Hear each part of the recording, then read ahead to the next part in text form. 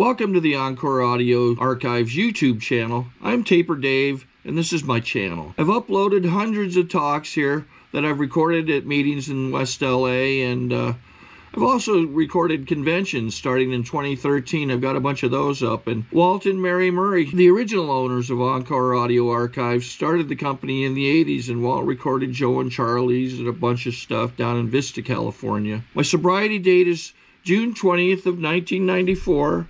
I hope you find something you like, so please like and subscribe to my channel and comment down below. If you want to hear something that I don't have or that you don't see, I'll see that I get it. Anyways, take care and have a great day if you want to. I would like you to give a warm welcome to our main speaker tonight, Doug R.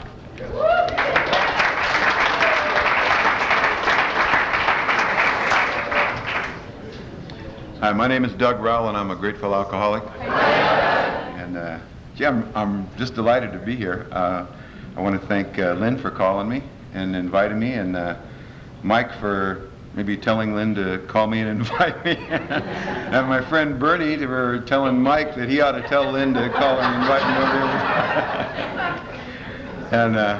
And I want to thank my friends Greg and Laura and Monique came out with me from the Valley, which is a good thing to do. I found out that if you're asked to speak somewhere and you bring somebody with you, you have a nice kind of a meeting on the way there and a meeting on the way back, and that's a real nice sort of gift. And if you don't bring anybody with you, you still have a meeting, but it's a speaker meeting.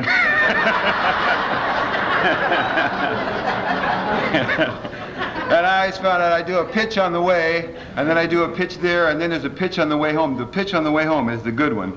And so tonight there won't be any pitch on the way home, you know, unless I just get carried away.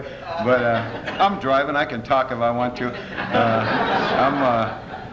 I'm delighted to be here and to be in Alcoholics Anonymous. I said I'm a grateful alcoholic, and what I mean by that, let me explain. Because when I was new in AA, I heard people say I'm a grateful alcoholic, and it didn't register. What the hell's he got to be grateful for? I mean, you know, well, he must not mean he's an alcoholic and he's also grateful. You know, it's sort of like because the terms grateful and alcoholic didn't go together to me. They were mutually exclusive. You know, an oxymoron, that like military intelligence. You know, it's just. He surely couldn't mean that he's grateful to be an alcoholic, and I'd like to say, just to irritate the newcomers, what I mean by that is I'm very grateful to be an alcoholic. I just love being an alcoholic. I love everything about Alcoholics Anonymous. I love the people, because they're people just like me, the people that I found only one or two at a time, you know, growing up when I didn't fit any place except for maybe with one or two people, and they all are either here or need to be right now, you know. And so, you know, it's people that I get along with. It's people that are like me, people that understand me, people that can use up a year's supply of anything in 2 weeks, you know. See, you understand that, you know. You say that some places and they just look at you like, maybe you're not somebody my mom told me to associate with it, and I'm not. In fact, a lot of friends said, my mom said I can't play with you anymore. And that was long before I started drinking. So I love the people in AA. I love the steps, those 12 beautiful steps. I don't know, I don't love the steps so much. I love the effects of the steps in my life and the people whose lives I see changing as a result of these steps. And I love that. You know, I love...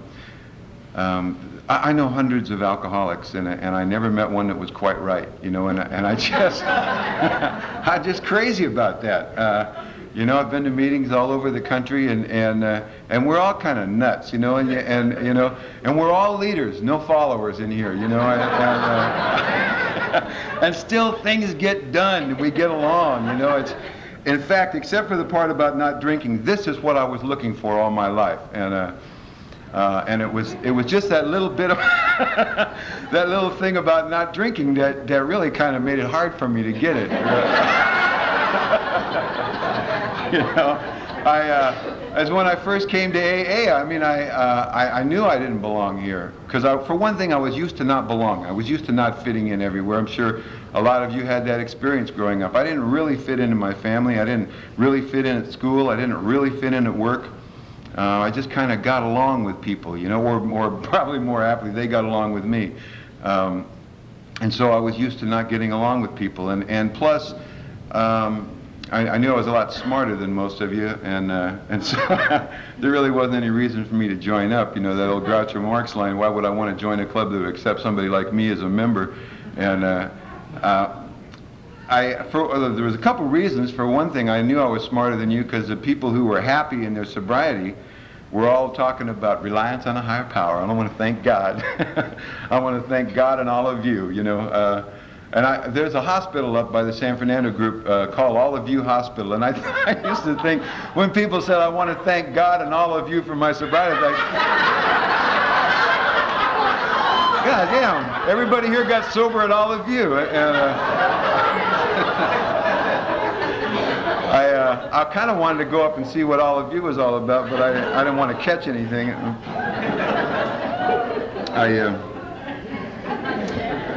Also, I knew I didn't belong here because I heard people, I listened to what people said, and I went out of my way to not identify. You know, I'd hear somebody say, I started drinking when I was 9 years old, and I was an alcoholic drinker from the gate. I go, no wonder you got sober, you know. Geez, I never had my first drink till I was 18 years old, and I don't think I started drinking alcoholically, I mean, until I was, probably over 30 anyway, and so maybe I don't really belong here. I probably drink alcoholically. Maybe I'm a heavy drinker. Somebody told me, you might not be an alcoholic, you might be a heavy drinker. That's me. That's me. I knew I didn't belong here, you know, and I heard people say, I heard lots of people say I grew up in an alcoholic family, you know. And I didn't grow up in an alcoholic family. People said I grew up in a dysfunctional family, and my family wasn't dysfunctional. I had like an Ozzie and Harriet kind of family. I grew up in Orange County. My dad was a electronics engineer, and he worked very hard, and he was a scout master when I was in scouts, and my mom was a den mother. I had one, you know, it was really Ozzie and Harriet. It was so white bread. I mean, my family loved me, you know, there was nothing dysfunctional about them. My mom heard me talk one time, and when she said, I have to tell you, the family was dysfunctional. You know, we were okay after you left, but but there was a dysfunctional period there. Because my mom drank when I was a kid, when I was a little kid. I don't really remember her drinking, but when I was 5 or 6, she stopped drinking, and I, you know, all the time I was growing up, I knew my mom didn't drink, and I asked her one time when I was growing up, why don't you drink? Are you an alcoholic? And she said, I don't know. Maybe I am. I just found that when I drink, I get sick and stupid and obnoxious, and so I quit. That's a hell of a reason to quit, you know. I told her, that sick, stupid, and obnoxious thing, you got to drink through that, you know. There's a whole promised world beyond sick, stupid, and obnoxious. You know, but she just doesn't have what it takes to make this program, that's all, you know. My dad is the kind of guy who will work hard all week, and then Saturday, he might be working on a car or working in the yard or watching a football game, and he'll go out and get a 6-pack of beer, put it in the fridge, and then pretty soon he'll drink one. And then, and he's a manly kind of guy, he'll finish it. And then, unless I'm there to remind him, he won't remember that the other 5 are in there. You know, he just gets busy, you know. He gets too busy to drink, and I'm sorry, I don't understand the concept, you know. Too busy to drink. I've been too busy to go to work, you know. You know, I've been too busy to eat, too busy to remember I was supposed to pick somebody up at the airport, but I've never been too busy to drive. I've been too busy to have sex. That's how busy I've been. But I've never been too busy to drink, you know. In fact, usually I was busy drinking, and no matter what I was doing. And if you couldn't do it drinking, I was too busy to do it. And I have two sisters. One of them lives in Fullerton, and my wife is an alcoholic also. I met her in AA, another benefit of AA. She 13-stepped me when I was 21 days sober. And, she had 2.5 years. She was an old-timer, you know, and she said, "Give me that one over there." And so, I don't know, if you have a sponsor that tells you not to get involved in the first 30 days, you know, you can say, "Well, I heard a speaker." That's always good for getting along with this. Well, I'm an exception to the rule. Of course, Mom, different. But it didn't start out to be an involvement anyway. She was going to be the first on a long list, and she ended up being the last on a little tiny list. She had a pretty lengthy list in 2.5 years, but anyway.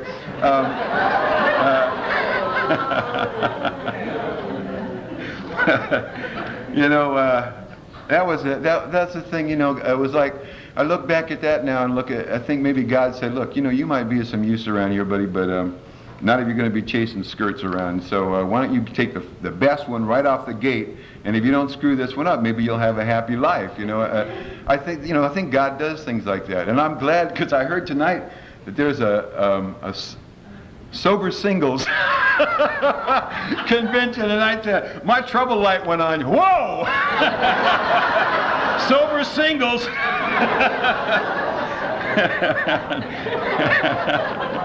You know, I don't know, when that trouble light still works for me, you know. Anyway, I started to tell you, my wife and I went down to my sister's house in Fullerton, and we were having dinner with them. There were 3 other people there besides us, 5 of us. And she mixed a pitcher of margaritas in the blender, and she got out 3 glasses. She knows we don't drink. She got out 3 glasses, and she poured 1 glass, 2 glasses, 3 glasses, and poured the rest in the sink. And my wife and I both went, "Oh!" She said, "What's the matter? Well, what did you, how come you do that for?" And she said, "What do you care? You're not going to drink it." "No, I'm not going to drink it. I just wondered, why don't you put it in the refrigerator?" She said, "Well, what if I want to use the blender?" My wife says, "Buy another blender." You know? Now, I know the people in this room understand that kind of thinking. That's why I love to be at AA meetings, you know. We understand each other. My sister couldn't possibly understand that concept. They all had their glass of margaritas, and that's all they were interested in. I have another sister in Kansas who is an abnormal drinker.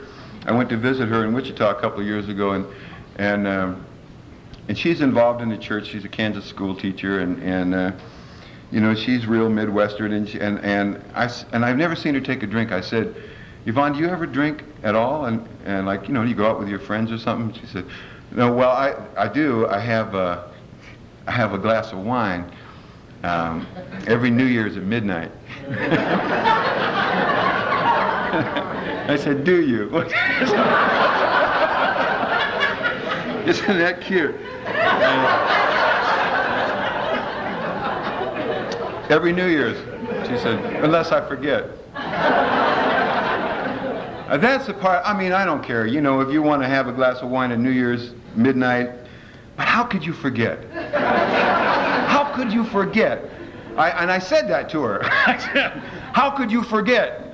How can you forget it's New Year's?" She said, "Oh, I don't forget it's New Year's. I mean, you know, there's bells and whistles and the kids are making noise and guns going off, and I just forget about the wine." I said, "Oh, shoot, that's right, I'll pick it up next year, you know." And I am the kind of person, I mean, if Bill Wilson and God would walk through this door arm in arm right now and say, "Hey, Doug, you've been working a hell of a spiritual program, boy, and we're going to give you a special dispensation. You can have a glass of wine at midnight on New Year's, only once a year." You know, and I accepted it, which I'm not sure that would be wise, but it's, you know, it's coming from Bill and God. Give me a break. I would not forget. I'd never forget, you know. Around this time of year, maybe as late as October, I'd be shopping the wine, you know. I don't know, the Merlot looks awfully good. But then this Petite Sirah is supposed to be very good. I better get them both, you know, and put them in, or maybe a white wine in case I have guests, you know. You know, and around Thanksgiving I'd be sharpening up the corkscrew. I mean, so people don't understand me, you know, outside of this program, and we all understand each other in here. I told you I never had a drink till I was 18 years old, and I think that's because my grandmother had been an alcoholic, and I never saw her in her cups, but she found Jesus when I was a little kid, and she became a Pentecostal minister, and she opened a Skid Row mission in San Pedro, and she used to help drunks get sober. And she used to do it, by the way, by doing exactly what we do in Alcoholics Anonymous, trusting God, cleaning house, and helping another alcoholic, you know, and that's the way she stayed sober for 37 years, and she was openly hostile to Alcoholics Anonymous, almost until she died. I had the gift. By the time she died, I was 3 years sober, and on her deathbed, she pulled me close to her and she said, "Doug, I know you're doing God's work." And that was a tremendous gift for me because she was not excited when I got sober in AA. She was sure I was going to find Jesus, you know, and come and pick up the work. And when I got sober in Alcoholics Anonymous, that was not good to her. But she saw how I was living, and she saw what I was doing, and she was able to tell me that she knew I was doing God's work. And that's you know, that's one of those gifts, one of those priceless gifts that we get in AA. My first drink. See, I used to see these people down at my grandmother's mission, and I always wanted to be in show business. When at the time I was a little kid, I wanted to be you know, an actor, dancer. Just look at me, you know. I don't know if any of you can relate to that, but I think that might have something to do with the disease too. But I had a goal, you know, when I was a kid, and I used to see these guys at my grandmother's mission, and man, they were bums. They were Skid Row bums, and I talked to some of them when they were sober, or at least fairly lucid. And some of them had been really good musicians in famous bands, and some of them, one guy had been a ship's captain. He had his own ship, you know, and he ended up Skid Row bum. And it was all because of their drinking. And so I just never wanted to drink. It never was worth it to me. And if I never started, I never have to stop. And when I was 18, I was almost graduated from school, from high school, and this friend of mine who was like my sexual sponsor at the time, Morris, he was like 5 months older than me, and he was worldly, you know, and he said, I had this girlfriend then, and we would go down and park by the railroad tracks down in Garden Grove where I grew up, and we had this baseball thing. I don't know if anybody knows about this, but you know, did you get to first base? You know, hey, Jim got to third base last night. Oh, it's nothing. Harvey got a home run, you know, and so I don't remember where the bases are now, and it doesn't matter. I started to try to figure them out the other day, and I said, no, that can't be. And then I remember what a home run was. But you know, I'm married. I mean, it's all about step up to the plate and slide home now, you know. So it's you know what I mean? The bases don't matter, but it did then. And my friend said, if you want to get a home run with this girl, you're going to have to get her drunk. Now, I had no intention of drinking, but I got a couple of quarts of Rainier Ale. That was the national drink of Garden Grove at the time, and we went out and parked by the railroad track, and I had opened up this bottle of Rainier Ale, and from Ellie's land up there, and I would have been happy to say, here, drink this, and we're going to have fun, you know, but I was a polite young man, so I drank some and handed it to her, and she drank some, and we both drank, and we both got drunk, and we both got laid, and I'll tell you, that evening changed my life.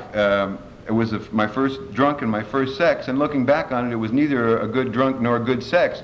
But boy, that's in light of greater knowledge. At the time, you know, it was a light in the darkness. And I remember taking that lady home that evening and coming back to the car going, I'm going to do both of these things as much as I can the rest of my life. And I got out of high school, and I did get into show business. I started singing in bands and moved to Hollywood, and I was trying to make a living as a songwriter, and there was a show out then called Hair, which was about drugs, sex, and rock and roll. See people shaking their heads going, yeah, and you know, and it was a piece of theater history, really, and I went and saw that show, and I saw this guy Berger, who was this crazy man who swung on a rope and climbed over the seats and in people's faces and yelled and screamed, and I said, oh, I want to do that.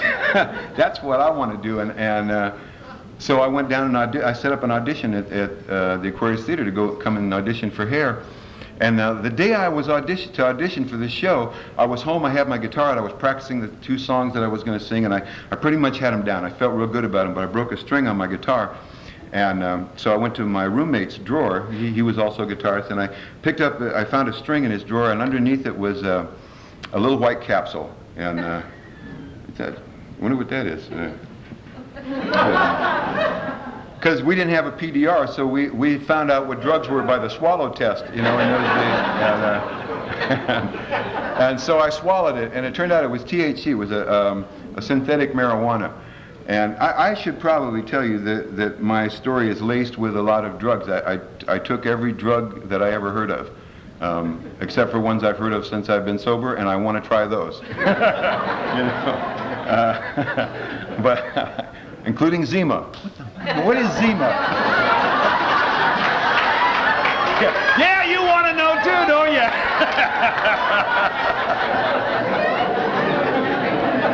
Annette, have you ever tried Zima?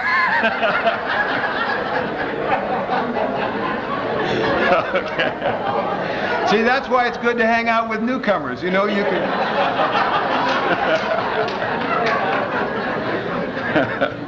Anyway, it was a psychedelic drug that I took, and I went down to the Aquarius Theater to try out for this show, and I knew I was going to do all right in the singing, especially now I was kind of floating. I was very comfortable. I was going to do all right. If they wanted to talk to me, I'd talk. And I was worried about the dancing because I wasn't a dancer. I mean, this was a Broadway show, and I certainly was no Broadway dancer. And I got down there, and they said, okay, let's hear the songs. And I sang the songs, and they were going, oh, yeah, that's good. And so then they said, they talked to me a little bit. They said, okay, we want to see a dance. Cool. And I had on, I didn't have a shirt on. I was wearing no shirt, bell-bottom jeans, and I had this leather vest on. It was red, white, and blue Captain America, and it had 6 layers of foot-long fringe on it, went all the way around, and no shirt. And I got up there, and they started playing the music, doom, boom, da, doom, boom, da, and I started moving around, and I saw, you know what trails are?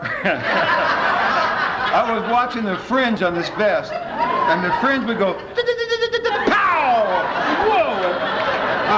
I would spin it, you know, slide across the stage, and I'd jump and spin in the air and watch this fringe go, whoa, whoa, whoa!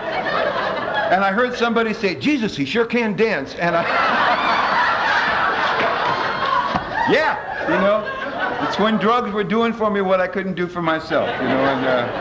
And if you're sitting in here a real alcoholic, just an alcoholic, you can get the same thing on red wine. I guarantee you.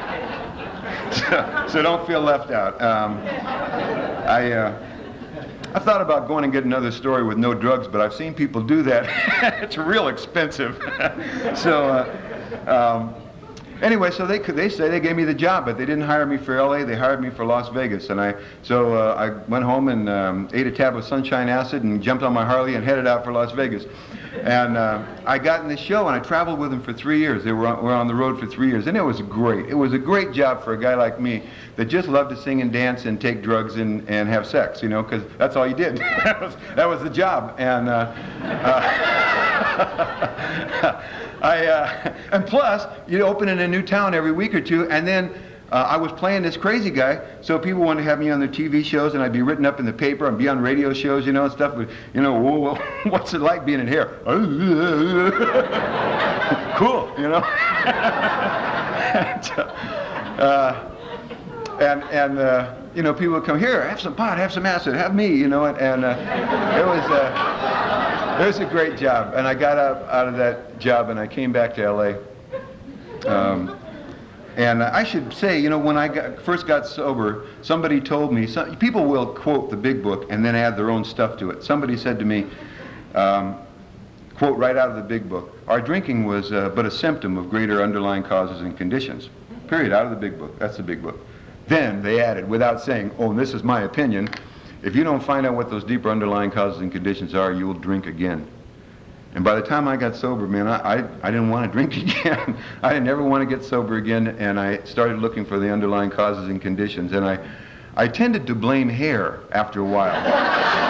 You know? I took this great job that I had and said, well, those money-grubbing capitalist pigs, you know, They got this poor 24-year-old kid and sent him on the road to do nothing but take drugs and sing and dance and have sex, and it ruined my life. I might have been a doctor or a lawyer or something, you know. Then I felt so bad for myself, you know, and then I realized most people, when they get a job that they really want, then they interview for it, they usually don't take a drug that they can't identify. And most people, when they get the job and reporting for work, don't eat a tab of orange sunshine acid and head off across the desert. So I might have had a problem when I got here. And I never did find out what my deeper underlying causes and conditions were exactly, you know. I mean, I did an inventory. I've done 3 inventories in the time I've been sober, and every time I find out something about myself that I needed to learn to deal with, you know, to ask God for help with. But I don't know, that deeper underlying cause and condition. I figured finally I needed something that was so far back and so traumatic that I thought trauma from circumcision, you know, would work. It was so far back, you know, and it must, I don't know, I mean, I don't remember it really, but it must have, if it happened to me today, it would make me a little restless, irritable, and discontented. I know, and so that's my story, and I'm sticking to it. And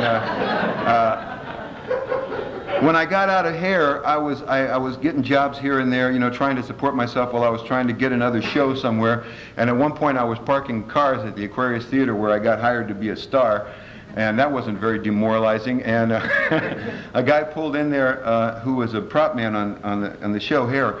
And he said, what are you doing? It's, oh, hey, what do you mean? What am I doing, man? I'm up for this commercial, and I'm going over here. I got an audition over here, and I'm writing a musical comedy, you know, and that'll be $1, sir, you know. And he said, why don't you go down to the Stagehands Union and tell them I sent you, and get a job, you know, make some money. And so I did that. And the funny thing is that I'm still doing that 18 years later. That's what I do for a living today. But during when I first got into it, I got jobs here and there, and I ended up being the prop man, or a prop man on a soap opera. And when I got there, I found out that very often, at least in the past, cocaine dealers were the prop men. That's who you go to. So I became a cocaine dealer, and once again I felt like I was somebody, you know, because the actors and directors and everybody would come to me like I was somebody, and they'd come over to my house and party after the show, you know, and I'd get about 3 hours sleep a night, and I had a girlfriend who was an actress who I wanted her real bad, so I called up one day and said, I think I got what you want. She came over to my house. I had an ounce of cocaine and 1,000 Quaaludes, and she moved in. and we had a crazy life, you know. We just had this crazy life, and it lasted a few years, and then I lost that job because I didn't show up sometimes. Now the fact is, I'm one of those alcoholics who was a functioning alcoholic. I drank all day, but I did my job. You know, I was good at doing my job when I was there. In fact, that's why they fired me. In fact, it said on my thing that they give you there. It said, Doug's the best prop man I have when he's here, but he's no good to me when he's not here. And I thought, well, how could they fire me if I'm the best prop man? You know, I really didn't get it. There's so much of my life has just been based on total oops factors, you know, and you know, somebody identifies. And so I lost that job, and then I started losing jobs. And at one point, we went skiing, my girlfriend and I and my daughter,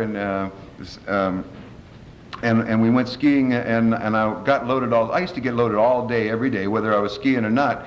And about 4 o'clock in the afternoon, I was pretty loaded, and I skied off a 20-foot cliff.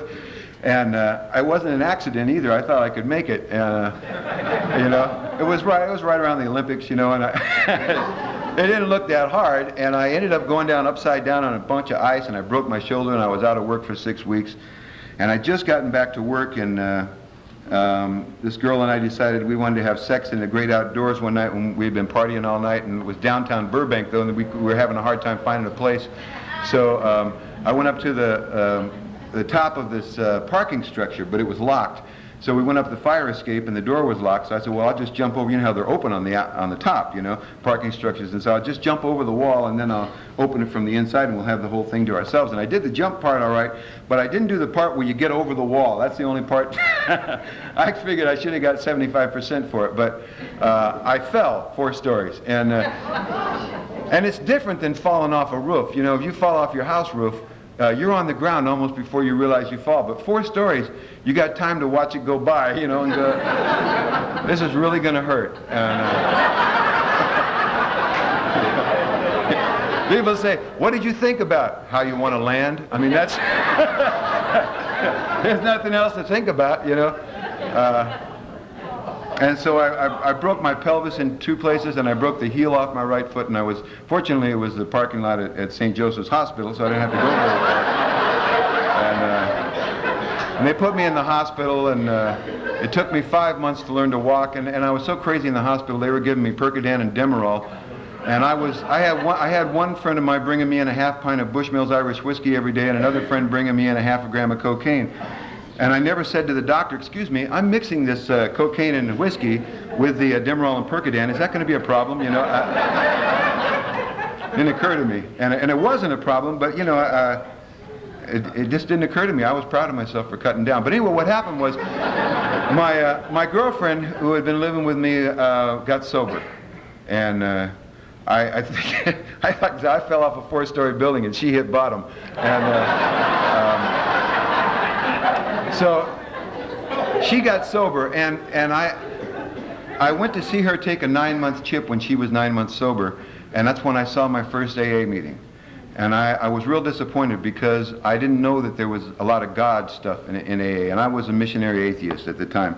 I wasn't a very good atheist. I would have been a better atheist if I'd had more faith, you know, but I just... I called myself an atheist. I was really an agnostic, but I didn't like the sound of agnostic. It sounded like you didn't know what you believed, and I didn't, but I didn't like the name of it anyway. And so I was disappointed because I always knew you could get sober on Jesus. My grandmother had done that and helped people do it. And when I saw God as you understand Him, and higher power this and Him that, and all this, and I just, oh man, I was real disappointed. And so I didn't come to AA, but I was glad for people like you and my friend Teddy, who had all of a sudden become beautiful and happy and articulate in 9 months of sobriety. But I did eventually go to CA because I had a cocaine problem, and there were people hanging out in my house with guns and cops coming around, and I knew I was going to get arrested or shot. There was no question in my mind. I needed to quit drugs, and I went to CA, and they helped me get off of drugs. And then somebody said something to me that chased me right out of there. It said, he said, you know, if you want to have some quality sobriety, you ought to give up that whiskey. And I said, I didn't tell him that I was drinking whiskey. I don't know how he knew it. I just brushed my teeth. And so I knew it was time to give up. So I gave up CA. And I just drank for 2 years. The last 2 years of my drinking, I didn't take any illegal drugs. And I think my life really went to shit, you know, it really did. I started showing up on calls, on jobs where people would look at me and go, oh, God. And I know that look because I had done that look to other people who didn't carry their weight. And I wanted to carry my weight. I didn't want to be a drunk. I don't want to wake up in the morning and be shaking and not be able to stop and need a drink at 6 o'clock in the morning. I didn't want that. I didn't mind drinking at 6 o'clock in the morning if I chose it, but I didn't want to have to. And so many times I'd get up in the morning and I'd say, I'm not going to drink today. I have to drink now because I have to go to work, but I'm not going to drink tonight, so tomorrow I won't have to drink. And then I'd drink, and then it's at noon I'd go get another drink, and at 3:30 I'd go get another drink. And then on the way home I'd pick up a bottle and I'd go home and drink, and it would just be this ongoing thing, it was a miserable life, you know, and it just got worse and worse. And finally I called my friend Teddy. I said, I can't quit drinking, and I need help. And she helped me to get into a hospital. And I got in this hospital program, and it was a good hospital program. There's good ones and bad ones. The good ones give you sell you a big book, and mine cost 17 grand. And so I don't ever take it out of the house. I got other ones.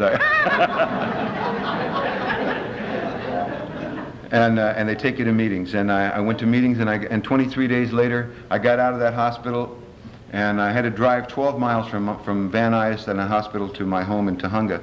And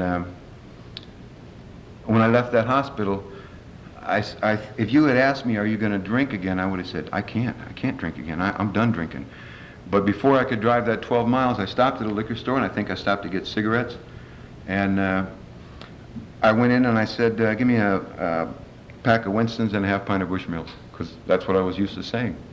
And I hadn't been out at large in 23 days. And And you know, that guy didn't say, you sure about that whiskey, bud? Yeah. You don't want to screw up your sobriety, do you? You know, he didn't care. What I should have said to him, you know, I see you have the Bushmills Irish whiskey. You know, I had some of that one time and I skied off a cliff, and as soon as I got better, I fell off a 4-story building. What would you charge me for a little bottle of that, you know? But we don't think about the bad times, you know. We think about the good times. And the thing is, I don't think I really went in there to get that whiskey. I think I said it out of habit, but I got it. And I didn't want to embarrass myself by the guy, in front of this guy I never saw before, never seen since, to say, you know, forget about the whiskey, but okay, you know, I mean, he doesn't care. And I got it out to the car and I looked at it and I opened it and I smelled it, and it was like a friend, you know. It was like an old girlfriend that you're going to give one more last chance, you know. Nothing but miserable times for the last 3 years, but let's give just one more chance. And I drank it, and it was like going home, you know. It's just like going home. And I used to say, I don't know why I drank that after all I went through. And today I know exactly why I drank it. I know exactly why I drank it. Chapter 3 that Marcia read this evening, beyond that menu of things that we did and didn't do, it goes into Jim's story and the story, the cartoon of the jaywalker, and Fred's story, and talks about all of this. The whole chapter is all about how all we want to do is drink like a normal person. The great obsession of every abnormal drinker is to drink and control and enjoy his drinking. That's what we all want, you know, but we can't. And it takes a while to learn it. That's what the first step is about. And chapter 3 is about the first step. And I hadn't done the first step. And I had been sober for 23 days, and I didn't need a drink. So at 23 days sober, I could drink like a normal person. Not for very long, you know. But that drink, that first drink, I could drink like a normal person. And then the drink took me, you know, and then the drink took a drink, you know, and then I was back drinking. And the interesting thing is, the only thing I did right then, I started going to AA meetings. And I was going to 4 and 5 AA meetings a week, and I was lying. I was drinking every day, and I was lying to everybody. I didn't care if you owned a liquor store, I'd lie to you, you know. It was crazy. You know, I'd go to parties where people wished I would drink, and I'd say, no, I'm on the program, and get a bottle on the way home and go home and drink. It was a crazy, lonely life. And I used to take chips. I'd take chips, if I'd take a 60-day chip. If you didn't smell it on me, in the next 30 days, I'd take a 90-day chip, you know. And if you did smell it on me, I'd take a welcome chip. And then the next day, if you didn't smell it for 30 days, I'd take a 30-day chip. But if they smelled me at San Fernando and I was at 30 days and they hadn't smelled me at Chandler Lodge, and I was at 90 days, I'd take a 90-day chip at Chandler, and I'd take a 30-day chip at San Fernando. It was not a very honest program, and I'm not recommending it. By the time I got sober, I had 4 different sobriety dates at 4 different meetings, and almost 7.5 years later, I think if I had kept doing that, I could probably take a cake somewhere every night. But it was a miserable existence. I didn't have any God in my life. I couldn't hang around AA functions very much because I needed to drink. But I'd go to the meetings and I'd listen, and sometimes I'd wash a cup, or I'd stack a chair, or I'd wash an ashtray or something, or give somebody a ride, you know. I started doing the things, and I started to fall in love with this program. One night I was home. I was drinking, and I had a fifth of whiskey with me, and I had killed about half of it and passed out on the floor, and I was going to bed. And all I needed to do was save some for the next morning. And I went in my bedroom and I fell down. I used to fall down a lot. And I fell down and I spilled this bottle on my bed. And I picked it up, and there was a little bit left. There was this much left for the morning, plenty. And I was done drinking it. So I should have gone to bed, but being an alcoholic, I couldn't waste all this whiskey on the bed. So I gathered up, I was on my knees, and I gathered up this bedspread, and I started sucking the whiskey out of this bedspread with a vengeance. And some lady said, "What kind of fabric softener were you using?"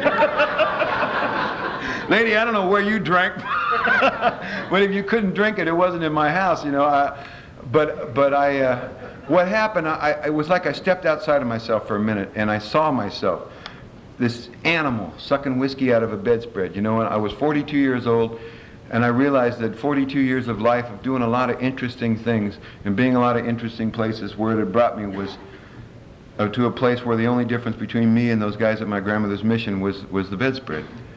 I had a bedspread, and I was sucking whiskey out of it, and I didn't know what to do about it. And what I did was a dumb thing. I did a stupid thing. I said, "God, if you're there, please help me." And I meant it, but I didn't think anybody was listening. And I haven't got time to elaborate on them, but over the next couple of weeks, miracles happen to me on a daily basis. People in the program being behind the counter of my favorite liquor store, things like that, you know. Things like somebody locking a liquor store door on me at sunset on Memorial Day. As I reached for the door, he looked me in the eye and stuck the key in and locked the door. Sunset on a holiday. Things like that were happening every day. And finally, I was on the way. I had told somebody I was going to call this guy and ask him to be my sponsor. And I went home one night and I was drunk and I called him and asked him to be my sponsor. And he said, yeah, he said he'd be my temporary sponsor. He ended up being my temporary sponsor for 5 years. The next day on the way to work, I thought this is going to be my first day of sobriety, and I parked on the way to work to throw this empty out that I had under my seat, and I tossed it out the window, and as I was tossing it out the window, I thought about this guy locking this liquor store door on me at sunset, and how strange that was. And this guy was behind the counter of this liquor store, and all these other things that had happened to me. I thought, man, it's just like those damn miracles they talk about in AA. And then I remembered that I had been on my knees, and I had said, God, if you're there, please help me. And it was a real strange moment for me. It was a turning point. And it was a turning point in my life where I came to believe. That was my second step in that parked car that morning on the way to work. Where all of a sudden I went from being a non-believer to a true believer, knowing that God had come into my life because I asked for it. Because I invited him. My friend Doris from Pacoima says, if God's a gentleman, he doesn't come where he's not invited. And I'm here to tell you, if you invite him, you better have the guest room ready, you know, because he's on the way.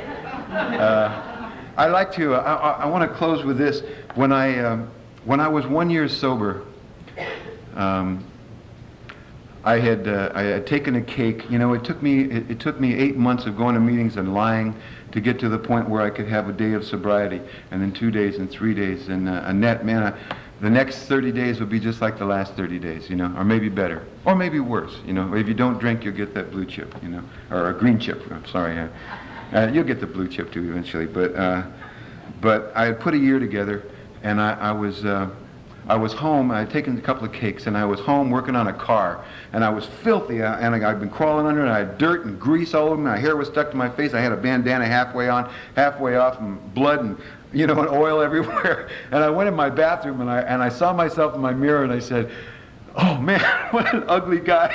This guy is so ugly. I wouldn't let you in my house if you didn't own it, you know. And it was just fun, you know. It was just fun. I couldn't believe how ugly I looked. And then I thought, well, you know, what's strange is a couple of days earlier I was all dressed up like I am tonight, and I had my good Stetson on, you know, and I looked at myself in that mirror and I thought, well, you are one handsome son of a bitch, boy. And I thought, well, that's the same face, how could it be so ugly now, you know, and I thought it was handsome a while ago. Was it perception? Or, you know, I was just playing, and all of a sudden it hit me like lightning that I used to stand in front of that mirror, and I used to lean on that sink drunk, and I used to look myself in the face and say, you pathetic piece of shit.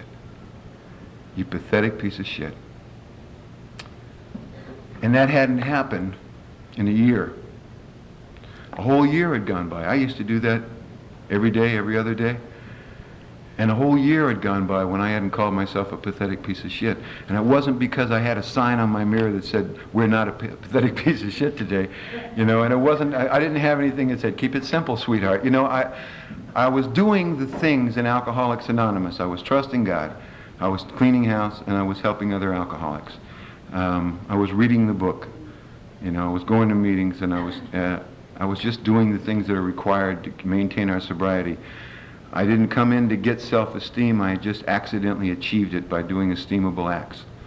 And that's what happens in here. You know, we're so lucky that we try to throw away our lives, and then we come to Alcoholics Anonymous, and we get weller than we were before we were sick. You know, I'm so fortunate to be a member of this organization and to be here with you tonight, and I thank you for letting me share.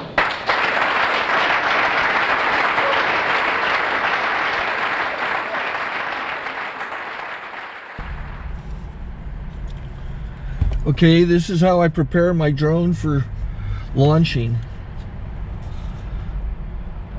I like to do it inside the cab of my truck so I'm not standing outside in the weather. to install the joysticks for control. Up and down, right and left, powered on. I have an Android phone that I use to connect it to the drone with. And it's actually controlled through the iPhone, through an app. Oops, wrong way. It's actually controlled through the iPhone, or through this Android phone, through the app. It's actually controlled through the Android phone, through an app, and you connect it through this short connection right here.